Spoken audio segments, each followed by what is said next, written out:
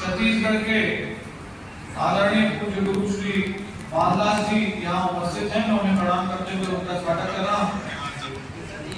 और रायपुर लोकसभा के यशस्वी सांसद भारतीय जनता पार्टी के वरिष्ठ नेता आदरणीय सुनील सोनी जी भी यहाँ आज आपसे चर्चा करेंगे। तो मैं पहले उनका स्वागत करते हुए आदरणीय सुनील सोनी जी को निवेदन करता हूँ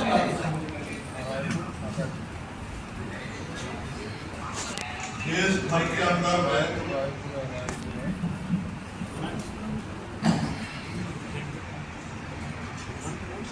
कांग्रेस अपनी दुर्गति को देख रही है। 2014-2019 कांग्रेस को अच्छे से मालूम है कि उनका प्रतिपक्ष नेता बनाने लायक उनके पास कुछ सीटें नहीं।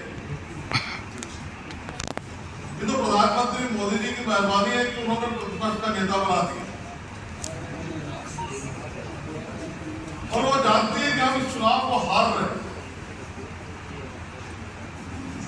और पहले से अधिक हमारी दुर्गति होने वाली है। तो एक झूठ और भ्रम का सहारा दिया। साउथ के अंदर में अमित शाह जी ने कहा कि जो चीज संविधान में उल्लेखित नहीं है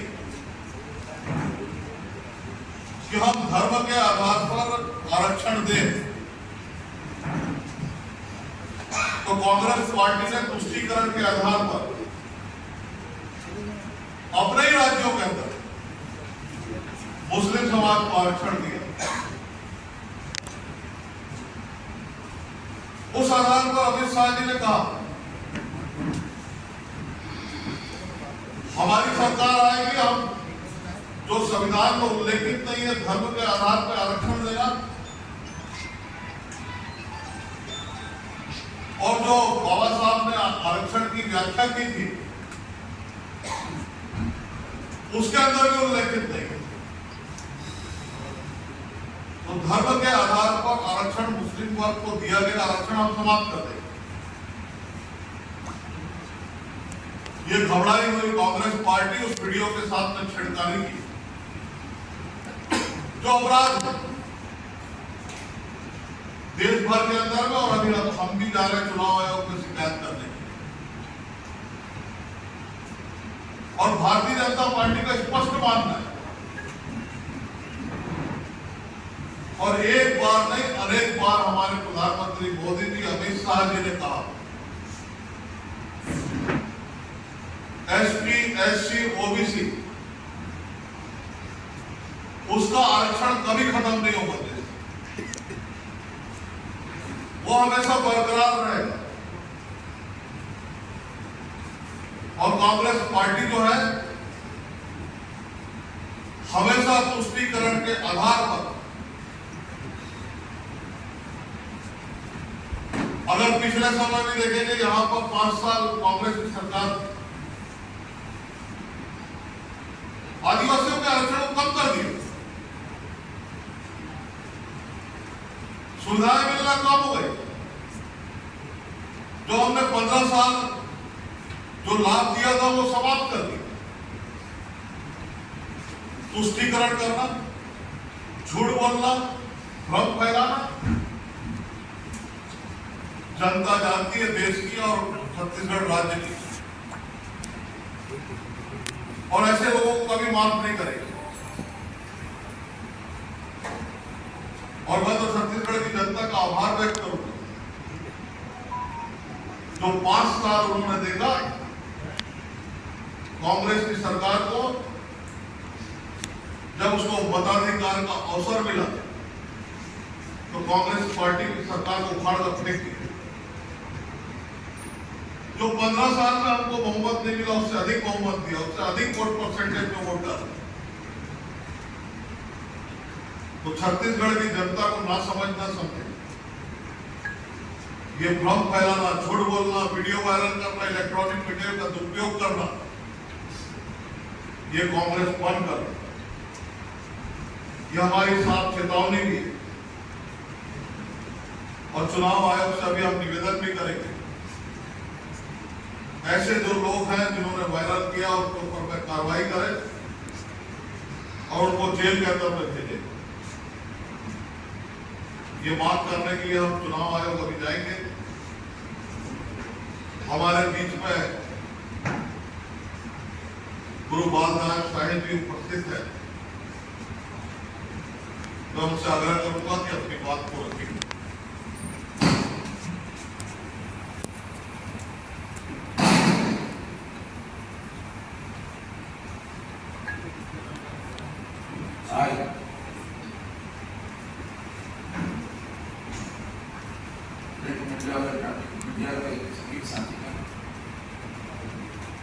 आज ये अवसर है, आज आप सबको मालूम है हमारे छत्तीसगढ़ में भारतीय जनता पार्टी की सरकार पूरे भरोसे और विश्वास के साथ छत्तीसगढ़ की जनता और इस छत्तीसगढ़ में अवतरित हुए बाबा घासीदास जी के आशीर्वाद से छत्तीसगढ़ में भारतीय जनता पार्टी की सरकार बनी और एक गारंटी मतलब भरोसा विश्वास और इस विश्वास और भरोसे के साथ छत्तीसगढ़ की जनता ने भारतीय जनता पार्टी को बहुत बड़ी आशीर्वाद दिए, जिससे हमारे किया जाए सभी वर्गों का उसमें ध्यान रखा गया है और विशेषकर महिलाओं को भी उसमें बराबरी का अधिकार दिया गया है। और ये कांग्रेस पार्टी और भाजपा ये तो कहीं राजनीति कर रहे हैं, राजनीतिक एक दूसरे के विरोधी रहते हैं और कुछ न कुछ सिर का ताड़ बना के कुछ भी बोलते रहते हैं एक दूसरे को नीचा दिखाने के लिए। तो ये उनका जो विचार है उनका किसी न किसी ढंग से घेरे किसी को करने वाले तो ऐसा लगता है, उसमें ऐसा कुछ नहीं। गुरु जी आपको एक सवाल था, आप सभी से सवाल है, आप कह रहे हैं कि 11 सीट जीतकर आएंगे, लेकिन एक तरफ से 100 से हमारी 10% को कह रहे थे कि मोदी कि वो हाथ आएगा। बहुत अच्छी लीड थी और 2019 में जो लीड मिली थी मोदी जी के नाम पर जब मैं जीता था उससे बहुत अधिक लीड मिल रही है। इसलिए ब्रिजमोहन जी को बधाई दे दो और उनको बता दो कि भाजपा को वोट डालेंगे। सुनील जी, ये जो आरक्षण का जो मामला है उसमें कांग्रेस ये कह रही है कि भाजपा जो आरक्षण विरोधी है, नहीं तो जो बिल अटका हुआ है राजभवन में उसमें साइन करवा देती। देखिए, मैंने कहा शुरुआती किया कांग्रेस पार्टी हमेशा समस्या पैदा करके राजनीति की, ये अंतर है भाजपा और कांग्रेस में, और भारतीय जनता पार्टी समस्या का समाधान करके राजनीति की। और भारतीय जनता पार्टी संविधान के हिसाब से चलती है, न कि झूठ और भ्रम के आधार पर देश की जनता को गुमराह करना। तो ये भाजपा और कांग्रेस में यही अंतर है और इसी का कारण है कि उनका प्रतिपक्ष का नेता बनाने लायक सीट नहीं। संविधान के हिसाब से चलती है, उन लोगों का उस समय कहना था कि जो है राजभवन एकात्म परिसर के हिसाब से चलता है। मैंने आरोप लगाना, जिस राजभवन ने आपको शपथ दिलाई, मुख्यमंत्री पद की शपथ दिलाई, मंत्री पद की शपथ दिलाई, उसको कटघरे में खड़ा कर दिया। एक आदिवासी बहन तो यहाँ राज्यपाल थी, उसका जितना आप काम कर सकते थे सब किया, सार्वजनिक प्रेस में भी किया। तो ये कांग्रेस का चेहरा जो है वो जनता ने देख लिया। ये आप लोगों ने जो है कांग्रेस लगातार आरोप लगा रही है अरे कांग्रेस पार्टी आने वाले 50 साल तक और आरोप ही लगाते रहेगी, क्योंकि जनता जानती है कि जो विश्वास के आधार पर चलने वाली पार्टी उसी के साथ है। योजना है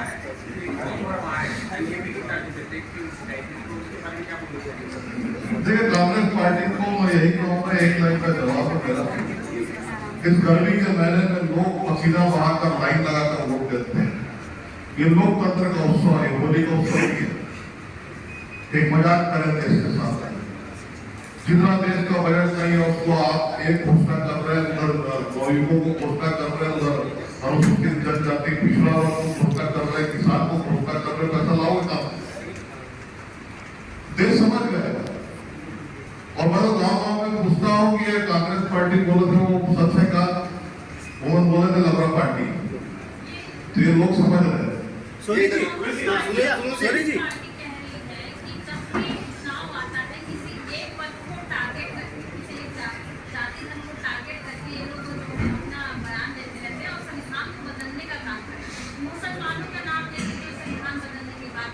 लेकिन संविधान कोई भी नहीं बदल सकता। ये बाबा साहब के द्वारा रचित संविधान है, इसको कोई नहीं बदल सकता। और रही बात एक धर्म के आधार पर, तो कांग्रेस पार्टी चलती है उसकी तरह के आधार पर। भारतीय जनता पार्टी सबका साथ, सबका विकास, सबका विश्वास और सबका प्रयास, यह हमेशा नारा रहा। इसका उदाहरण देकर मैं बात खत्म कर रहा हूँ। एक भी बताइए उदाहरण कि मुस्लिम वर्ग को प्रधानमंत्री आवास न मिला हो, गैस का सिलेंडर, गैस का चूल्हा न मिला हो, जनधन खाता में उसका नाम न हुआ हो, राज्य की महतारी बंधन का पैसा उसके खाते में न गया हो। हमने किसी योजना पे किसी धर्म का नाम नहीं लिखा। हमने न्याय के साथ में अगर हम नारा देते तो उसको प्रमाणित कर भी दिखाते हैं। हमने दो वर्गों में इस देश को कभी बांटने का कोशिश नहीं की। सुनील जी, अभी राहुल गांधी बिलासपुर में सभा को संबोधित कर रहे हैं। अभी 2 मिनट पहले वो जब सभा में पहुंचे हैं तो मंच पे हाथ में संविधान की किताब लेकर पूरा भाषण दे रहे हैं और कह रहे हैं कि भारतीय जनता पार्टी के नेता इसे फाड़ कर फेंक देंगे। बार बार बोल रहे हैं इस बात को, फिर यहाँ आके भी बोल रहे हैं। सदन के अंदर में, लोकसभा के अंदर में जब देश के लिए बिल आते हैं तो उसको फाड़ देते हैं। वो क्या बात करेंगे राहुल जी? उनके सामने में फाड़ा गया। जब इस देश के अंदर में एक करने के लिए 370 धारा 370 हटाने की बात हुई, 35 से समाप्त करने की बात हुई, सीए कानून लागू करने की बात हुई, आपने उठाकर बिल को फाड़ दिया। जो कृत्य आपने किया है वो जनता जानती है और ये कृत्य भारतीय जनता पार्टी नहीं कर सकती, ये जनता मानती है। जांजगीर सीट में बड़ा दिलचस्प मुकाबला है। समाज है उसका वहाँ बाहुल्य है और दोनों भी पार्टियों ने उसी समाज से प्रत्याशी दिए थे। शिव डहरिया कांग्रेस सरकार में मंत्री थे, विधानसभा चुनाव हारे, उन्होंने एक बयान उस समय दिया कि धर्म गुरुओं को राजनीति में नहीं आना चाहिए, चुनाव नहीं लड़ना चाहिए। अब शिव डहरिया वहाँ से चुनाव लड़ रहे हैं, क्या रिजल्ट चाहिए आपको? रिजल्ट तो वही है जो आरंग का रिजल्ट आया। आपको मालूम है शिव डहरिया जैसे बोला था कि बेटा बाप चुनाव लड़ रहे, तो बेटे से नहीं पढ़ रहे, मैंने उसके बाद बाप से चुनाव लड़ने की बात करेंगे तो बेटा ही निपटा दिया ना उसको।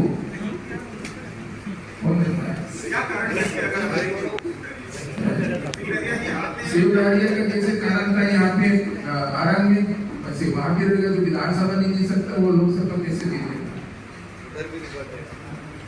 एक विधानसभा इधर से उधर बदलते रहता है, यहाँ वहाँ जो है रिप्रेजेंटेशन नहीं है वहाँ पर, न समाज में है न क्षेत्र में है। वो व्यक्ति लोग सब कुछ चुनाव लड़ने चला, जिनके पास तो कांग्रेस पार्टी के पास कैंडिडेट नहीं है तो सारे मंत्रियों को धर्मों के मंत्री के चुनाव लड़ रहे हैं। जांजगीर में भी निपट रहे हैं क्या शिव डहरिया जी? बिल्कुल निपटेंगे। अरे 11 सीट जब जीत रहे हैं तो फिर वो कहाँ से बचेगा? चलिए बहुत बहुत